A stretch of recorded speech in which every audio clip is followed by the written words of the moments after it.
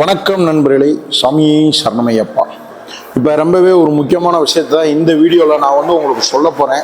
அதாவது என்ன அப்படின்னு பார்த்துக்கிட்டிங்கன்னா, பல வருஷமாக பார்த்தீங்கன்னா நடக்கக்கூடிய விஷயத்த நான் சொல்கிறேன்.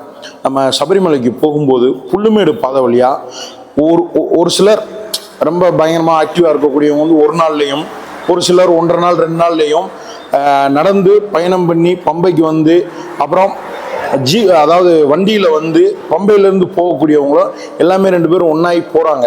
அப்போ நிறைய பேர் பெரிய பாதையில் வரக்கூடியவங்களுக்கெல்லாம் ஒரு மனசில் இருக்கக்கூடிய ஒரு கேள்வி, நார்மலாக பஸ்ஸில் வர்றவங்களும் அங்கேருந்து அப்படியே ஒன்றா நம்ம கூடயே வந்துடுறாங்க, நம்மளும் நடந்து இவ்வளோ தூரம் நடந்து பல கிலோமீட்டர் நடந்து 2 நாள் நடந்து இவங்க கூட தான் போகிறோம் அப்படின்ற மாதிரி நிறைய ஆயிரம் கோயிலுக்கு தான் போகிறோம். இருந்தாலுமே மனசில் ஒரு சின்ன சஞ்சலங்கள் இருந்தது ஒரு காலகட்டத்தில்.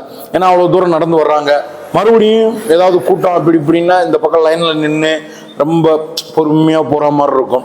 அந்த மாதிரி விஷயங்கள்லாம் பல வருட காலமாகவே எல்லாத்துக்குமே இருந்தது.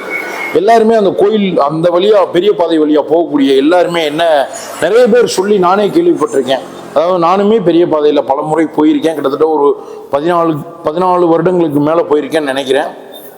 அந்த பாதையில் போகும்போதெல்லாம் எனக்கே கூட தோணி இருக்கு, நிறைய பேருக்கு தோணி இருக்கு. அதே டைம் அவங்க சொல்லும்போது கேட்கும்போது நமக்கும் தோணும்ல, அந்த மாதிரி தோணுன விஷயம்தான் இது.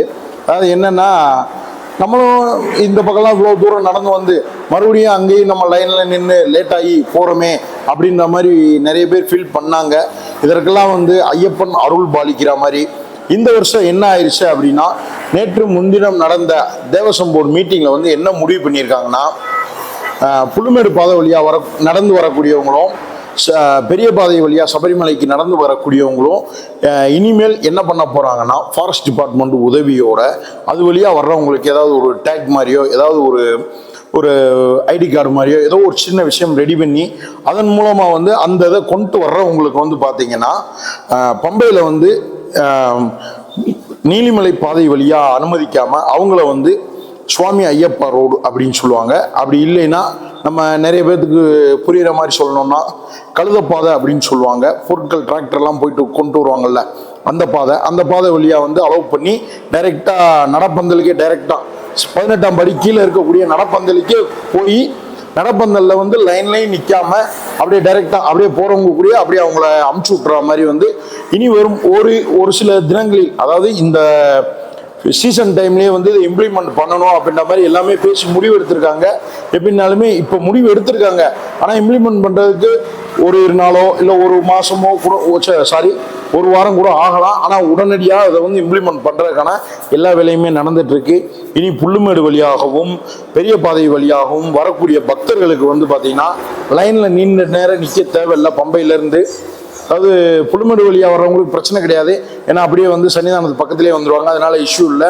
பெரிய பாதை வழியாக வரக்கூடியவங்க பம்பைக்கு பம்பையிலேருந்து மறுபடியும் லைனில் நின்று அப்படியே கூட்டமாக இருந்துச்சுன்னா ஒவ்வொரு இடத்துலையா லாக் பண்ணி வர்றது, அந்த மாதிரி பிரச்சனைகள்லாம் இனி வரும் காலங்களில் இருக்காது. உங்களுக்கு இந்த சந்தோஷமான விஷயத்த நம்ம சொல்லணும் அப்படின்றதுக்காண்டி தான் இந்த வீடியோ போட்டிருக்கேன்.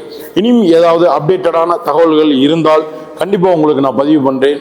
நன்றி, வணக்கம்.